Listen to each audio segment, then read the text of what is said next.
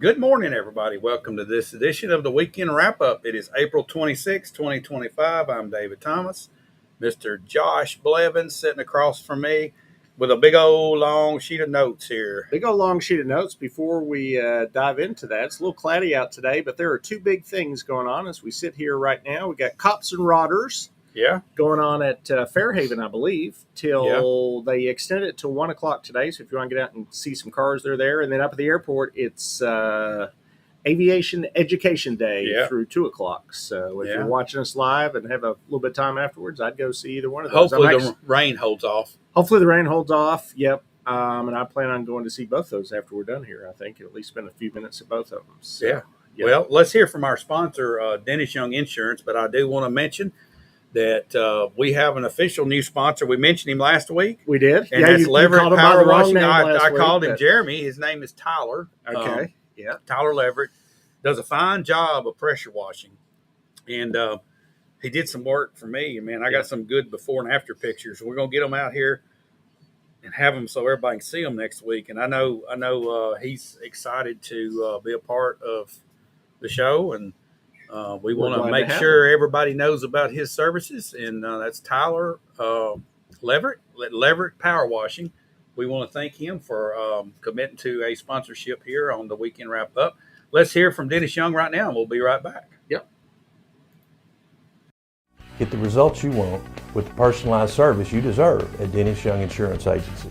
As a local independent agency, we offer coverage from several different companies, including Erie. So whether it's auto, home, life, personal, or business, we can find the right coverage to meet your unique insurance needs. And with a rate lock advantage, your rates won't go up as long as you do not change drivers, autos, or addresses. Contact us at Dennis Young Insurance Agency, insuring Shelbyville and surrounding areas since 19... All righty, welcome back to the Weekend Wrap-Up show. Josh, it looks like you hit the ground running on Tuesday. You had Monday off. We had a full week. Real quick, before we get into the whole week, I just want to point out Thursday, I had a lunch that was not on the rundown, not on the schedule, but I had lunch with Curl Construction, which they're a big developer here in town. And I felt like it was important, and they did as well, for us to just get together and sit down and talk on some vision stuff about what we'd like to see done in the city. I sit on the city council. We can set, priorities maybe a little bit and sets a little bit of vision from the city side, but we need the private sector to come in behind that, particularly developers, and help, move that vision forward. The city can't go out and build, everybody wants this store, that store, this development, that development in town. We need those developers to come in behind us and actually build that vision. Get things that people want, that new grocery chain that maybe isn't in town that's, that everybody wants to have, or this new business or that business or this restaurant. So he and I'd never met him before. We'd had a couple of his developments that I'd voted positively for already. Sitting on the council, I'd voted no on at least one of his things already. But just wanted to sit down with him, and it was a really good meeting, and just kind of laid out for him. Obviously, I'm not in office to represent developers. I'm in to represent the people that live on my side of town, my neighbors. But he can do stuff that I can't, as far as hopefully bringing in some new retail, new whatever. So I think it was good, and hopefully it leads to I think we were talking before we started the camera this morning about how in the past we hadn't been hit and hadn't had to deal with this type of influx of population and potential for more businesses and that type thing. In the past, we've just been a steady, every once in a while we'll see a little spurt. And there hadn't been a real vision set forth, and you can tell that we're dealing with we're kind of hodgepodge. We got some of the problems. We've got if you had the planting mouth up, it looked like a leopard. If you had your color codes up, but now it's an opportunity to correct that. And that meeting, I think, is critical, and there needs to be a lot more of that. There is, and there's a lunch coming up this week. I think that's more of what Cooper Steel's been working on as far as laying out their deal with the company that's laying out a 50-year plan for the county and the city here. So a lot of good things going on behind the scenes. I just want people to know that there's things happening, and we're not just sitting still, just waiting for things to come to us. We're actually proactively out there, hopefully trying to do good things for the city. And I think disagreement in opinions and disagreement in vision is important to form a vision and the right direction together. I think that even though that people might disagree on certain things, together you can move forward and make something good happen. Right. And I talked to Mr. Curl. I said, this is something I voted no on. This is why. He appreciated that we didn't, and we're not going to agree on that particular project, but we move forward and we'll move on to the next one. And that's all we can do. And he's got a lot more going on in the city, and hopefully it continues to. Yeah. So, but starting off with the rest of the meetings this week, Tuesday was the day. Tuesday was county meeting day. I was at one county meeting or another pretty much the whole day. Tuesday started at 10 o'clock. At the Not-for-Profits County Budget Hearing. This is the county splits their budget hearings into two parts. You've got the county departments, but first we met with the county met with the not-for-profits. They don't air these online, so if I hadn't gone, I'm not sure anybody could have covered them really. Last year, Zoe, that was at the newspaper, went to these, and I wasn't able to. But this year, I was there, and I didn't see anybody from the newspaper there. I didn't know everybody in the room, but I don't think anyone was there. But overall, the not-for-profits are asking for basically $750,000 from county government this year. That's a $58,000 increase from last year. In addition to the financial, actually writing checks, the county gives an additional $90,000 in free office space to several nonprofits as well. Some of the bigger increases were the library. They're asking for a little under $20,000 extra dollars. That's actually tied into a grant that they're trying to get for some upgrades on their building. They've been in their building, I think, a number of years now, and they've got some ideas on upgrades. And in order to get that grant from the state, there has to be some kind of a match from local government. So they're asking for that from the county.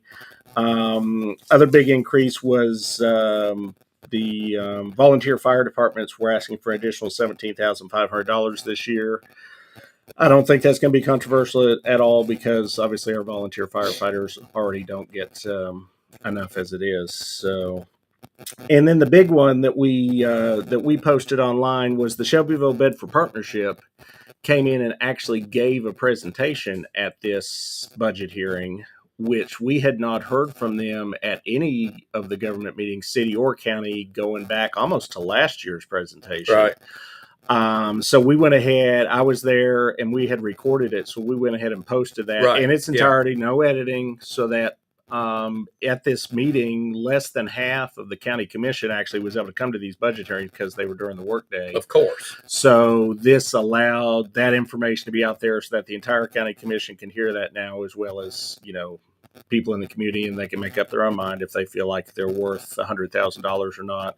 So I think that will be a point of discussion later on there will be at least one or two more budget hearings that have more of the county commission at them before the final meeting in June where they'll make the vote. So, Josh, just your opinion. This is an opinion. Yeah. I'm going to ask you this question. You give me your opinion because you've seen this thing play out more closely than anybody else probably that's watching this or me.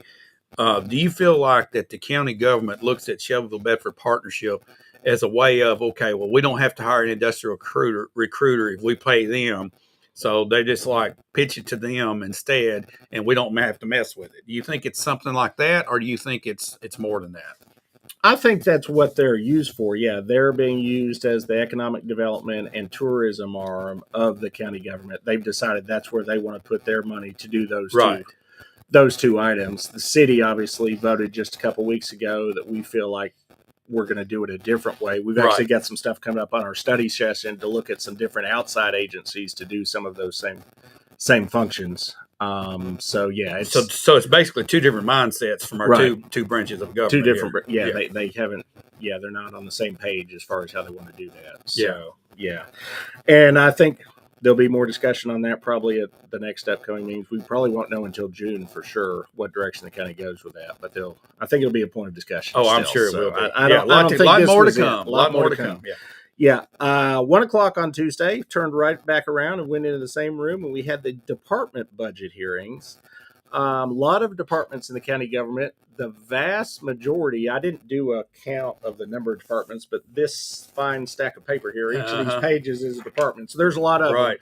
them. Most of them asked for either no increase in their budget, a very minimal increase that's really immaterial.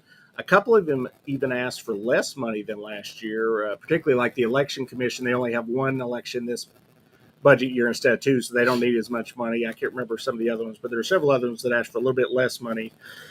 But the big increases all seem like they're going to, at least the requested increases, all are coming from the public safety sector. Right. As the county grows, we've got needs in fire and policing at the sheriff's department. So both of those departments really are kind of feeling like they're understaffed, need equipment. Okay. The discussion, was there any discussion on the $579,481 increase for the motor vehicle? Yes, for sheriff's 12 department. New, right, Yeah, 12 new vehicles. Every other year, the county in general rotates between either giving new equipment in the way of vehicles to either the fire department or the sheriff's department. This is the sheriff's department's year to get new vehicles. So this is every other year they do all right, this. so all right, here's my question. I'm going to tie this one. We hadn't gone down this whole thing yet. Right. Why don't we go through there, and when we get to another point here, I'd like to ask you a question. Yep. Have you heard any discussion on? Okay. All right, just go ahead on. So in addition to vehicles, the sheriff's office would like to add 4 new patrol officers. They currently in all of Bedford County right now, most hours of the day, there are only 5 sheriff's officers on duty at any given time. Here's my question. Yeah. We're getting 12 new vehicles with an upfit. Yeah. And we want to have 6 per shift. Yeah, we currently have 5. We currently have 5. Okay, sometimes 4. Sometimes, depending on somebody's out. So we've got 6 patrol vehicles per shift. Yeah. Are we going to upfit and we're going to have 12 brand new vehicles across the board? How many vehicles do we have now? Do we know? Is there just like a percentage of the vehicles being upfit? Yeah, that's just just a percentage being upgraded. All right, so here's my question. Yeah, they're going to take the 12 oldest ones, take them out of rotation. And so the question is, how many do we have, and is that considered a perk as far as an employee type benefit because they get to take the vehicles home? Is that a perk, or is that considered just what I'm getting at is these officers do not share patrol cars. They have their own. No, they take them home. home. Okay, yeah. So what I'm asking is, how many total vehicles do we have, and is there a more economical way to do this? Because, and I'm getting to a point here on trying to save money somewhere down the road, because I don't know if it's done this way in every county. I don't know how it's done these days. It seems like this might be the pattern now. I'm told this is the way it's done now. We have 65 sworn officers now, so we've got at least one vehicle for each officer, so and probably more than that. Overall. Some of these officers do not patrol. Do they? Some of them are like guards at like the Justice Center. I would think, and I don't know this for sure, but I would think the guys that are just working security, they're not doing patrol vehicles. Hopefully not have a vehicle taken home. But I don't know that for a fact. I'm not questioning to create controversy. I'm questioning just to see. I think we've got some stuff coming down the pike that's going to affect our revenues. It's a nationwide sweep taking place, and we'll talk about this on another thing. Right. But I'm just wondering, how many officers we actually have. We only have 6 on patrol now with this increase. Yeah, 6 per shift. That's undermanned. I'm sure Austin Swing would really have like more than that. Well, yeah, I was talking to actually somebody that works for the sheriff's department just the other day. He said, just look in the city where we have, I believe it's 9 or so out on any given shift, and you've got roughly the same number of people in the city as you have out in the county. So, and a wider range, and they've got to drive further to get to them out in the county. So they're covering the same number of people over a wider area with a lot fewer officers. Yeah, there's another way you can look at it too. Most of the stuff happens in the city too. Well, they get a lot more calls in the city, you would think, in general. But that is going to be the ask. And now all of these, again, are just requests from these departments. There's nothing to say all this is going to make it into the budget. This is the ask on the front end, and they'll negotiate from here depending on how the numbers I'm work going out. with this somewhere, and I'm not doing it to be critical. Okay, at the end of this we're going to talk about something that's All right. that's happening. Okay. All right, fire department. Just like the sheriff's department, they're feeling undermanned. They would like to add 6 new firefighters due to their current call volume. That would allow 2 extra per shift. They run 3 shifts, and that they actually had a dollar figure with that. That's $334,000, not including benefits and equipment and other things. So obviously, quite a bit more than 334. So you got this a rise in call volume. Yeah, Which I can attest to that. If you listen to the scanner, man, right. they're rolling all the time. Right. And I always realize that fire department doesn't just mean fires. ARX. They go to every single Yeah. car accident, every single Emergency medical call. Yeah. Yeah. So there's a lot of calls they're responding to. They also have their one heavy rescue truck, which I believe they said is 21 years Yep. old, is long in the tooth. I'd had it. I think they've replaced at least some transmissions, maybe engines more than once. And they really need one, but they're talking that could be $1 million truck. So that they're not even sure how they're going to work that in. But there was a grant program from the federal government. We'll get into this a little later on in the rundown. Yeah. A lot of these federal grants are not happening so much anymore under the current administration. So they've got to figure out how to work $1 million truck possibly into the county budget over. And that gets it may be spreading it over a couple of years. The So, need for more money. yeah, need for more money. Building. Fire department needs a building. They're just like the city fire department. They've outgrown their current space. They don't have any room to expand at the location they're at. They're landlocked. So they've got to figure out, do they build a second fire station? Do they just find a new piece of property and build a bigger structure? So that's something they've got to look into. Moving away from public safety for a minute to our highways and solid waste department. As we've known for a while now, we just ended our contract on trash, and we're about to come under a new contract. And what that means is we're going to need another $300,000 in the budget every year going forward now to cover get the rid of new the increased trash. fees Yeah. under the new contract. So that's another $300,000. Back to the highway department again. Their building, they said, apparently every time it rains, the water runs right through the building. So their building was built, I believe they said it's one of the oldest county buildings we have. They said maybe in the 50s or so. It's really old. It's falling concrete apart. block. It's concrete block building. Yeah. So, but they say it's in rough shape. So they would like a new building. Now that would not come out of the county budget. They have their own separate budget with some of their own separate funding. So, but they would need the county to help them as far as financing it and getting bonds. and whatnot. Another So, building project for Bedford County. Another building project.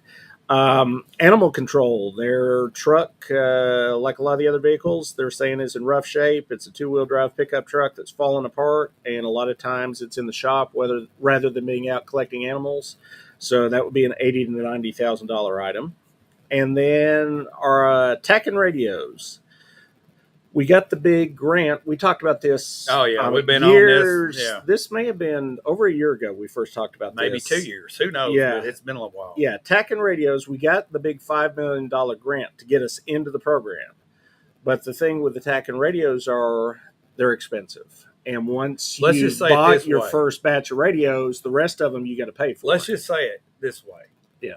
All right. I've that's one of my hobbies is Yeah. radio. Okay. Yeah. I'm by Kenwoods. They're nice. Yeah. Never had a Motorola. I've had other Uniden, other different Yazoo, a lot of different brands. Mm. This is a Motorola system. Okay. Correct. It's primarily used by government services and higher end businesses for communications needs. And then Yeah. we've got the cell phone company of Motorola. Right. 2 radios, $17,200. This is pretty much just an overpriced piece of electronic equipment that is forced, and they have their politics right to where governments continue to just fund Motorola executives. Okay. This is overpriced. They have cornered the market on this because, yeah, they have the contract. So, yeah, it's what's happened is we're just about to roll these out. The fire department has found out that they're already 2 radios short before they get started. So that's where we got this. They asked for $17,200 for 2 radios. The property assessor realized that they can no longer communicate with the sheriff's department when the changeover happens. They've got a truck with people going onto people's Right, property, right. measuring their houses. And as you might imagine, they get some irate people out in the Oh, county. they can just come in and use the phone if they'd like. Or they could have a radio, which they have a radio Right. now. So they're going to need a radio in their truck. And then the highway department is on the current radio system. They also need to move over to the new radio system. So they didn't have a number of radio or dollar amount, but that's going to be multiple radios at that Right. $8,000 or so per radio cost. So anytime we replace one of these stacking radios, it's going to be 8,000 or more. 8,000 or so per radio. So yeah, so that's when one gets dropped in the toilet. It's $8,500. Yeah, so you got to be careful with them, and hopefully there's some kind of insurance. I would imagine there better be some kind of insurance. You've got to watch this close. Yeah, so that's more that's just going to need to be put in the budget. But other than that, those were kind of the big ones on the county departments. So what overall, you said you had something. Let's keep on going because we've got the financial management meeting that came up. This is nothing specific. This is a general thing. Yeah. And it's not about Bedford County. It's going to be just about local governments, period. Okay. I just want to make some people aware of some things that are taking place. Gotcha. So later the same day, came back into the same room, 4:15, had the Financial Management Committee.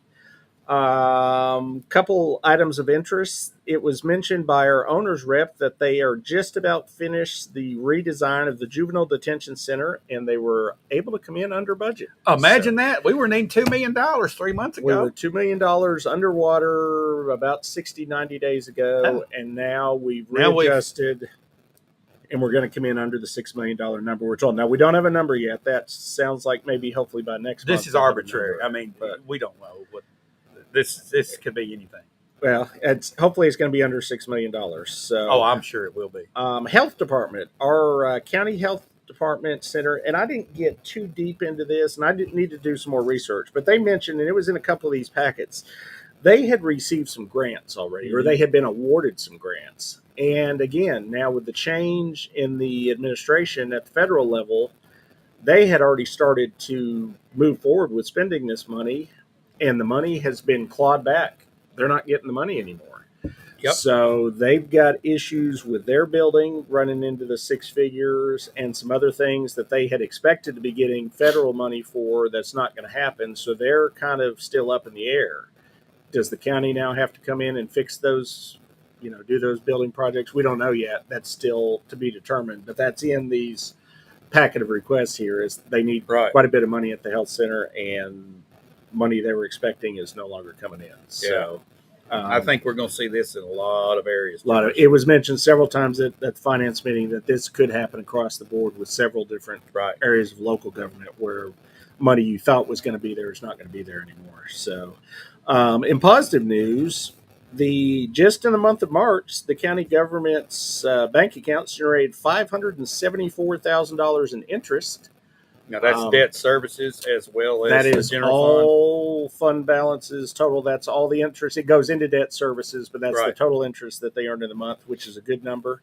Property tax collections up almost $1.2 million ahead of last year. Sales tax collections up over $1 million ahead of last year. So all these projects we mentioned in the previous segment there, we at least have more money coming in now. So that will help fund some of this.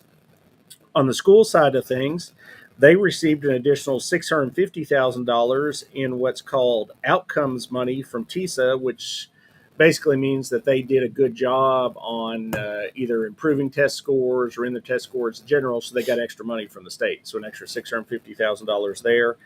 That was in a budget amendment that they handed us at that meeting. They're going to use that on the category. It just said building improvements. I don't know specifically what that is. If that's maybe those they're working on those vestibules and stuff like that. So they're using that money for that. And then the last item that came out at the finance meeting, there was just a cleanup amendment of the county budget. They do these 2 or 3 times a year where you had the budget that they set last year, but obviously things have changed throughout the year and they just have to clean things up. So with that was the last financial item on the county that we went to on Tuesday. So 3 meetings, lasted most of the day, and a lot went on. So turned right around 7 o'clock, same day, Tuesday, went down to the historic courthouse for this one, and we had the County Planning Commission. This was the first time I had attended one of those meetings at the county side. I sit on the City Planning Commission, and there were a couple items there that were interesting. The zoning resolution that got voted down last month, the county commission, that involved the RVs and the sheds and whatever, the temporary structures being used as permanent structures. in addition to the RV language in there, it had some other language that they really wanted to have in zoning about being able to live on a property if you have a sick family member, and some other stuff that wasn't controversial, but just because it was bundled with the other things, it all got shot down at once. So they're going to resubmit that zoning ordinance change, zoning resolution change, with the controversial parts taken out and just the stuff that's not controversial, so they can go ahead and get those voted on and moved on. There also was the first, I believe it was the first presentation of a new future land use map for the county. They're working on a comprehensive plan for all of Bedford County. And I'll go ahead and tell you what was on there. This is not necessarily going to be the direction it ends up, because it was already controversial even at the Planning Commission level. Right. But there was talk of taking Bedford County and the outer loop edge of the county, leaving that what is currently called A1. But instead of A1 being 1 acre per house or per residence, going up to 3 acres per house. Okay. Then doing a narrower ring, more Closer circled to the around the cities, making a new zoning designation, calling that A2, closer to the city, 1 acre. and then you could have 1 acre per house in that. Further out, the bigger the lots. Okay. It was also mentioned, though, by several of the members there that they felt like the same people from the development and real estate community that came out for Bill Anderson's resolution a couple weeks ago, their hair's going to be on fire. would sure come out for this as well, because they don't think this would go over well with the realtors. This is where there needs to be some discussion, like what Right. you had with Mr. Curl. Yeah. Okay. These developers have got to somehow catch the vision for where we're going, and we got to set a vision in the county as well as the city does, because we're inundated right now with potential developments. Oh yeah. Okay. I mean, they're coming from everywhere, and they're not coming from within. Most of them are coming into us from out of state, out of county, or whatever, and they will impose their will upon what their desire is and their type, and they will try to manipulate what our vision is. Okay, we have to stand firm on what our vision is, and the only way you can do that is find out what the people of Bedford County want to live in. Okay, and then tailor this map that way. This move right here is a step in that direction. I think this is charting a vision for what Bedford County is going to look like to preserve some rural character in the outside edges. Yeah, that's important. The goal. That is important for Bedford County. Yeah. I know everybody's got different ideas and so forth, but just because Rutherford County screwed up doesn't mean we have to. We hope we don't. So, and that's the goal. Yeah, Chris White has been working on this comprehensive plan since 2020. He said so. This didn't just happen. This has been going on for a number of years. It's got to be implemented quick, Josh. Well, it's got to be quick. Implemented. Doesn't seem to be happening, but it does need to be implemented. Yeah, they need to get and I wish, like this county planning commission meeting. Let's get to the actual meeting itself. So you had the county planning commission in the room. There were 1, 2, 3, 4 people sitting there other than the planning commission in that room, including myself. And one of those was the attorney that sits in on the meeting, so she has to be there. Right. And then you had 1 county commissioner, and 2 of us came from the city council just to observe, just because we hadn't been to see one of those. So I think if we got a little more interaction between the planning commission and the rest of the county commission, that would help as well. There's not any back and forth between them as far as the county commission has not come to these planning meetings, and a lot of the planning is not, for that matter, going to the county commission meetings. So if there was more talk, discussion, I don't know if they need to have some joint meetings, what they can do to get on the same page. I'll tell you that on the city side, we have at least once or twice a year have a joint meeting of the council and the planning commission. And actually we bring in our the Power and Water Board, and just so we can all sit in a big room and hash things out, talk back and forth. Right. Yeah, what are you thinking? What's the this is where representation comes in, Josh. Most people are not paying attention to what the county planning commission does. They don't even know what the county planning commission does until it comes up for a vote in the big commission. Until it comes out. I can't believe y'all did that. I can't believe you're even considering that. Right. And this is where it's so important for our county commissioners, our city council people, to be aware of what's taking place at that level and voice the people's concerns as a representative within the context of that meeting. Yeah. And then when it comes time, okay, you don't believe me? Well, here they come. Right. You know, get people to come in and voice their opinion. I think this representation thing is like getting dropped. It's not happening in a lot of districts in our county. So you start looking at this is charting a vision. This is starting to put a vision in place. And I think this planning commission is headed in the right direction.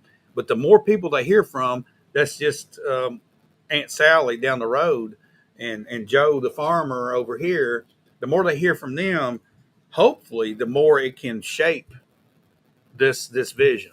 Right. And they need to hear from them at this stage. The problem is, because I sit on a city planning commission, the only time the public in particular comes to these meetings is if they get something they're upset about. Yeah. So if you get something that is controversial on your agenda, like this county meeting that had nobody at it a couple of weeks ago, when they had one that had a few items that were controversial, the room was packed. Right. So you only get people coming in after the fact and complaining about what they don't want to see in their neighborhood. You're not getting the input on the front end while you're doing the comprehensive plan, the future land use map. When you're doing the actual planning part of planning, you're not getting enough outside feedback. Here's some outside feedback. I put up a poll about 6 weeks ago, and I was basically asking about the step systems, but more importantly, it was an indication on high density development. Yeah.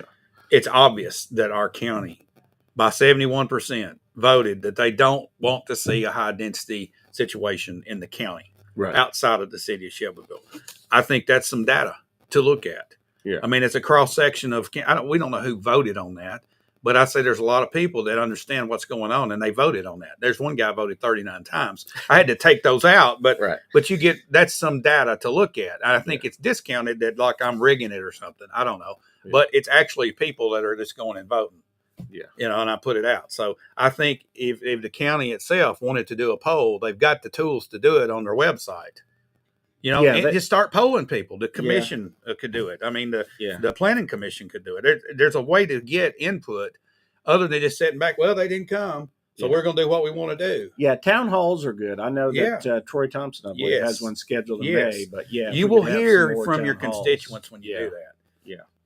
Last thing at Planning Commission I wanted to mention was, and this wasn't even on the agenda, but one of the members made a motion which got approved to consider new regulations on the distributed wastewater treatment, which is the step systems that have been so controversial recently. So they have asked the planning department to go in and look at regulating items like the reserve area requirements and stuff so that we can get some higher standards in Bedford County that we can make developers stick to on these distributed wastewater systems and get this moving at the planning level. But won't the 1 acre and 3 acre take care of it?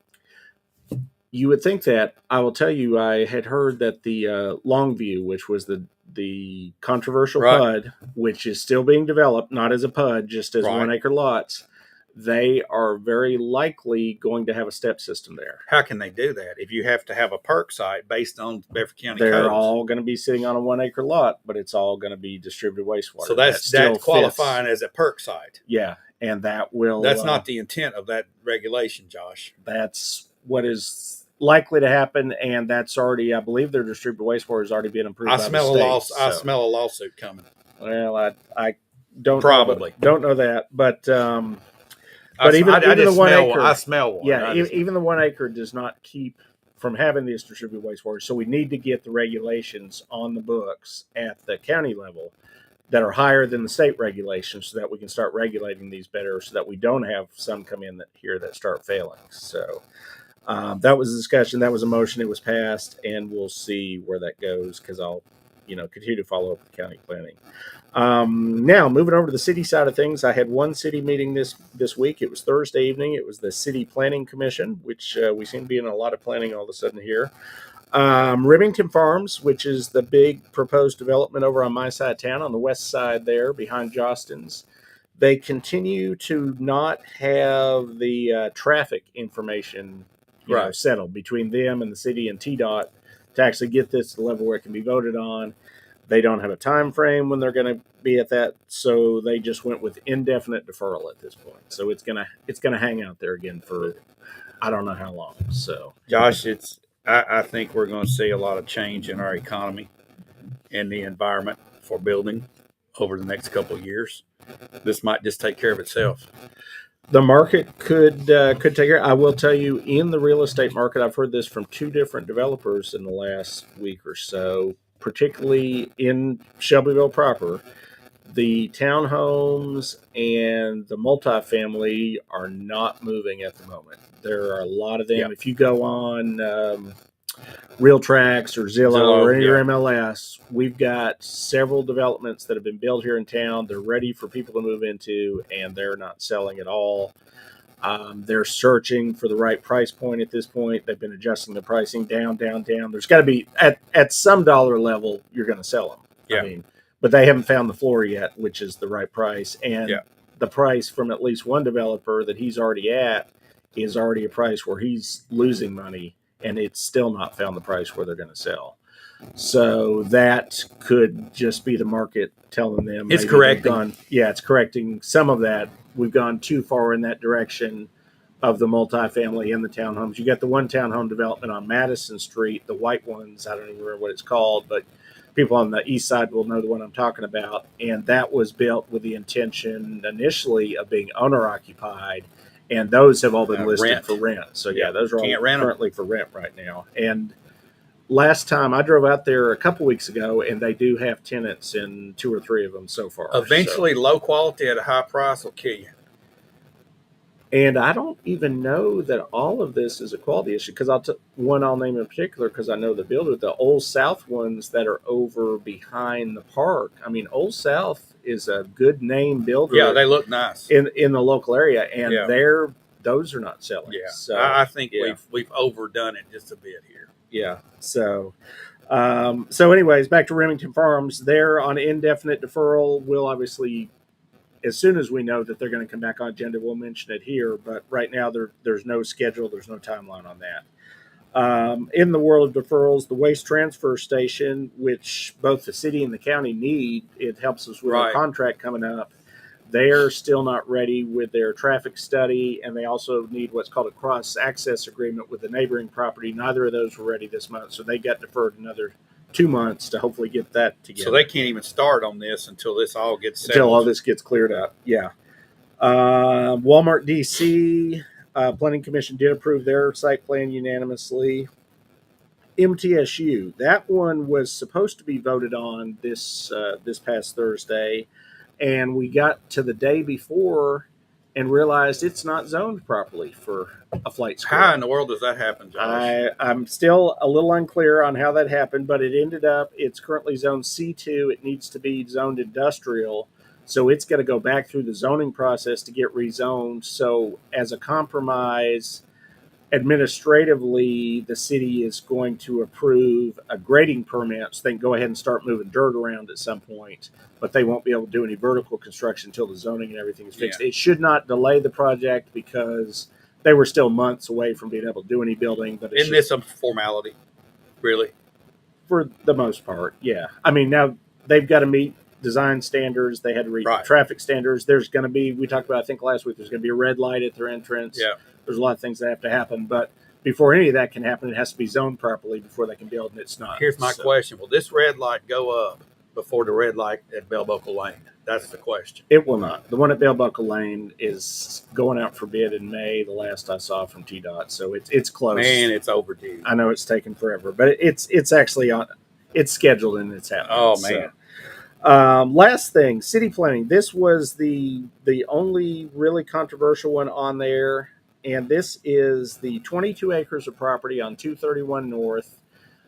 Very close. If you're coming from Murfreesboro, just before you get to the bypass, it's on the right there. It's, I mean, everybody's seen it. It was full of trees coming into town. coming on into the town right. on the right. It was a wooded lot. Right. The trees have all been wiped Chainsaw. out. It's been flattened. It's been leveled. It looks like a commercial lot. The request from the developer is to turn it into commercial property.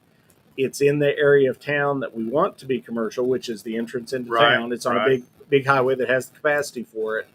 Unfortunately, the back side of the property backs up to about 4 or 5 single family homes that have been there, for a long time. And those, as you would be, those homeowners are upset because they've backed up to a wooded lot Right. for as long as they've owned their property. And it's one, the trees are already wiped out. They're already upset the trees are wiped out, but now there's possibility of commercial in there. They came this meeting. They also came the previous month and asked that we not rezone this to commercial, but that we leave a section of it next to them as residential and then part commercial.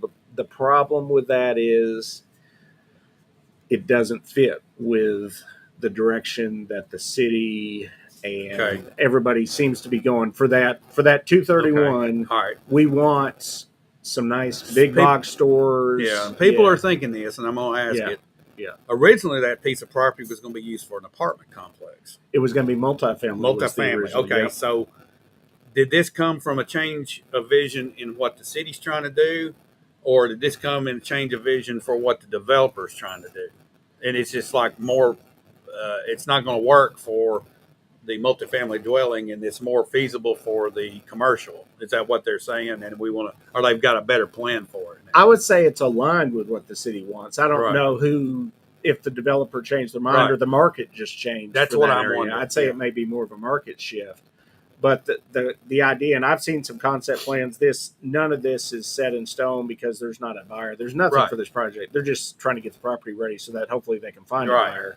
But the ideal use for this would be, and the concept plans I've seen, will be a large, big box, retail of some kind at the back of the property. And then at the front, right on 231, you would like to have, say, a gas station and maybe 2 or 3 national chain restaurants of some kind that we don't currently have in town. Yeah. So, and I'm not saying that even with the rezone, there's no guarantee that happens. That's all market related. This is something I keep seeing on social media. This is what we want. This is what we want. Right. So I think most people would go along with this being a commercial piece development versus a residential at that location. Yeah. Makes more sense. Yeah. We've got enough space in the city for residential that doesn't tie up our major commercial corridor. If you, and I've worked with a number of national retail chains in my real day job, they look at the what's the measure it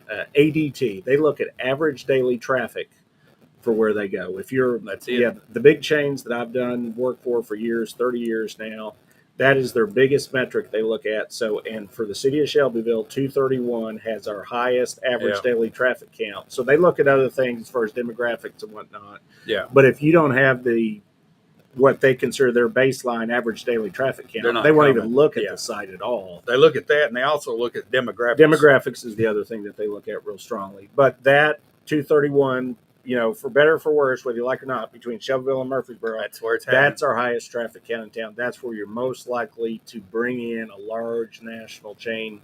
And it don't take rocket science to figure that out. If you just go driving out there, or if you just park and watch sometimes. Yeah, I don't. It's a 3-ring circle. I don't even know what the measurement is, but it's the biggest one in town just by living here. It's just like a no-brainer. Yeah, so that's the reason, and I feel bad for the homeowners that live on the back side of that because a lot of them have probably lived there their whole lives. Don't want to move. It had been a more rural character area because of the wooded lot behind them, but it's it's progress whether you like it or not. I guess it got annexed in. This property was annexed into the city years ago, and at the point it was annexed, you pretty much could have guessed that this would be commercial at some point. Josh, I look at the word progress. I look at the word growth. I look at the word whatever you want to associate this with. Sometimes I have a hard time defining what these words really mean anymore. Yeah. Looking at some of our neighboring counties. Boy, they've really grown. And then you talk to some of the people that've been in the middle of it. Is that what this is? I mean, and they, I've got some relatives in there though. We don't view it as growth. Yeah. Growth isn't a positive word, and they don't come up with positive words. But it's just bottom line is it's change. It's change more than it. I would use the word change more than I would growth or progress. It's just change. and Yeah. nobody likes change. Nobody likes change, and I know there's a certain segment, and I probably, before I had gotten more deeply into planning and whatnot, would have even leaned in this segment that would like to have just built a big bubble over the Absolutely. city and not let I any get new it. business Yeah, or whatever exactly. move in. But that's not realistic. That's No, not going to happen. It's not going to happen. So all we can do is try to, which we've been working on, raise Tailor our it. standards and get good, good growth at long term. The people that live here is going to be It's positive. going to be hard to for. manage. I think I heard somebody use this word the other day, and it fits to tailor it. Yeah. Not you can't hardly manage it, but just tailor it to make it work. To what? Yeah, which is what we've been doing with like our green space Right. requirements and stuff in the Yeah. neighborhoods. Just try to get stuff so that the next generation of people growing up here, raising their kids here, have somewhere Right. nice that they can live and have nice retail. Us old fogies don't like Yeah. to see anybody changing anything. Right. Okay. Yeah. So it's a generational thing, and Yeah. it's got to be worked out, and Yeah. and y'all are doing a good job, Josh. It's just Well, it's a tough position to be in. Try to please everybody. You're not going to, you can't. but no. just take the majority and try to. That's what we've got to do. Everybody that wants to voice their opinion, that's what it's about. Yeah, and that's a good thing. These planning meetings, and we only had, even though there was a group of people that I could tell were in opposition, only one person spoke at this planning meeting. At the city level, I'm not a fan of this, but they have a limit of 5 people or 15 Right. minutes can speak, but at least 5 people can get up at Right. these meetings and speak at anything on the agenda and, voice and let the planning commission, I pay close attention to people because Yeah. if somebody takes the time out of their day, they drive to the meeting and then stand up in front of a bunch of strangers and voice their Yeah. opinion on how they feel about what's going on in the city. They've got to be passionate about what's going on. They're either and- going to have to take off work early or just take off work, period, if they have a job to get to some of these meetings. Some of these now, ours were Yeah, at you're at 6 night. o'clock, but still, But some yeah. of these others, I mean, you've got to listen to those folks if they have thought enough yeah. to plan out and take off from work to come up there and make it. Right. That's important to listen Yeah. to. And I did that the one time I did it, I was a nervous wreck. I mean, if you're not somebody that's a public speaker either, like believe it or not, I don't do public speaking, and it's. I mean, I would it's- choose to argue that now. Well, I've been I All right, don't know, okay. but a lot of people are like that. I mean, it's Yeah. scary to get up and stand up in front of Yeah. 20 strangers and tell them your opinion on something. Yeah. Yeah. It's so- easier to sit down one-on-one and talk. a lot easier to sit down and Yeah. just talk to somebody than it is to get up. So, but other than that, that is really all that was all the meetings I went to this week. So unless you've got anything else you want to Yeah, get into, this what do is you want to just get into? one little quick thing that Yep. concerning money. Okay. This is about city, county, state. It's going to be more about county and city. Nashville, I don't know if you saw some of the reports. They're going through the reassessment of property, residential property. Correct. And so far, there's been a 43% increase from their last assessment Of the on property average values. of Yep. property values. Yeah. That's coming to our whole state. It's coming to Bedford County. It's going to happen. Right. Anyone living in Bedford County will get their reassessment numbers next spring. They're working on those Okay. right now as we speak. Right now Assessor's in office Texas and some other states, I think Colorado is one of them. There is actual lawsuits coming up, and there's a push against property taxes. Period. I'm talking. It's gaining momentum, especially in Texas. If you hadn't been following, you need to watch it. My point is this: with this pushback coming from taxpayers, it's getting some traction. I don't know how it plays out in Tennessee. I don't know what our property taxes look like going down the road. But I could see at a point coming down the road to where our government entities are going to be strapped more than ever for cash because of the pushback. And it's going to be difficult. And you and I have talked about this. Public safety is number one. Okay. Yeah. We look at some of these needs right now in our county and in our city. Okay. For public safety, you don't want to cut corners on that. No. Okay. But at the same time, with this pushback coming, I just see funds start to reduce rather than expand because you've got some people losing their homes because of property taxes, especially the elderly. There's a push now to get, in some states, at age 65, property taxes are cut off, period. You can't do it. And, all right, that's going to cut revenues. Oh, big time. Yeah. And here in Bedford County, the county government is majority funded by property taxes. Exactly. The city government, at least in the city of Shelbyville, the majority of funding comes from sales tax. Yeah, not a vast majority. It's a But little people over are still 50%, paying city property tax. Oh, sure, yeah. But the city's county still is getting the a big bunch of- chunk that's yeah, killing everybody. It's the big chunk. All right, so I'm anxious to see how our property tax plays out once the budget's approved. Yeah. How that plays out. But I'm also watching these other states. It's coming to Tennessee. There's already talk and a push. And I don't know how you fund a local government without property tax. They're going to have to get. I mean, if we had, it's mathematically not I know possible it. for the No. current county you just makeup do that. of the But budget. this push is coming. yeah. So whatever happens from it, I can see that our money is going to tighten. Yeah. So all these things, you're going to have some financial geniuses working our books To figure really, it out. and a lot of innovative thinking, outside of the box thinking, probably going forward. And I see these numbers up here. You know, $1 million for a truck. Okay, first of all, let's look at that. Is there any other options? Might not be. I don't know. I'm just asking a question. Right. In a truck like that, they mentioned this at that meeting, those like a heavy rescue truck, you can't just go to the car dealership and No. buy one of those anymore. Even if you had your $1 million today, you're 2 years down the road before you might You get one if you're lucky. Okay, so Yeah. whoever's outfitting these and whoever's building these things, you got to kind of look at what's going on with that. $1 million, that's a lot. Yeah. And I'm not saying that's overpriced. I know nothing about it. Right. But this type of stuff is going to tighten up going forward, Josh. I just see our whole world is changing right now economically. In case you hadn't noticed, I had noticed. You Yeah, had? I had. well, it's happening. Yeah. And it's going to hit our local governments. So it's going to be a battle going forward. It's going to not a battle, a challenge. Let's say An opportunity. an opportunity. An Okay, opportunity. all right, an opportunity to do what? I'm not sure. Yeah. But I just want to point that out. While this stuff is happening in Texas and Colorado, it's sneaking up on Tennessee, and you see a 43% increase on your assessment. I don't know how they keep saying that the rates will be adjusted and all this, but each county has got to have money to operate. They do. Yeah. Each city has to have money to operate. It's not floating in here out on a cloud somewhere. So it's coming out of our pockets, and this is where government and its citizens are going to have to work together. Big time. Yeah. So. Yeah.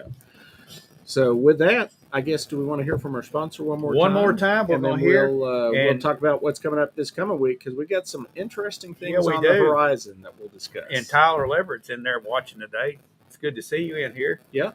Leverett's Power Washing is going to be starting in our rotation of sponsorships coming up in May. Yep. We're just giving everybody a little preview. If Early you need any plug. pressure washing done, Yeah.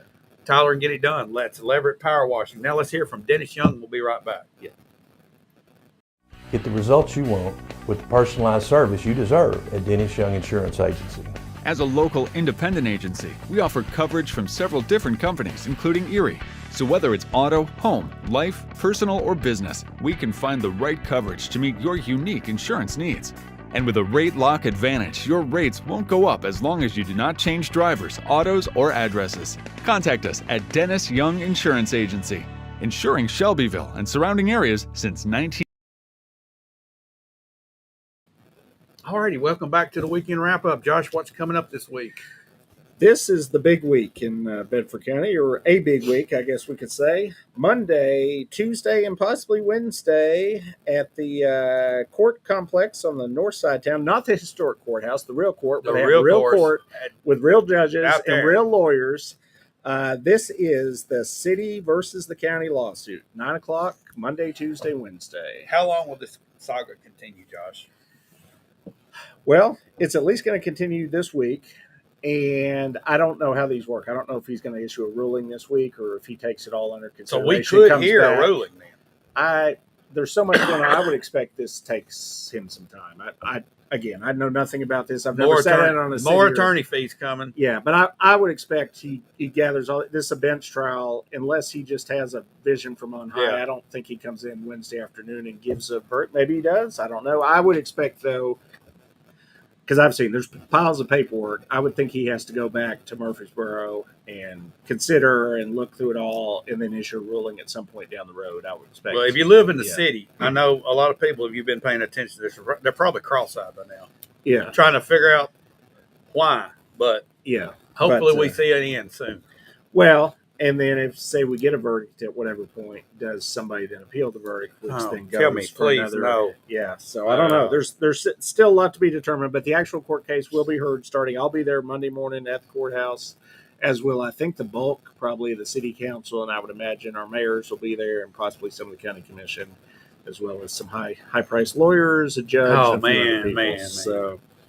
Other than that, the only other meetings this week are city, and they all are happening Tuesday, starting at 4:45. We've got a 1-hour special session where we're looking at property needs in the city as far as facilities. We've talked about this in the past. Our fire department, Right. police department are in buildings built in the 1960s.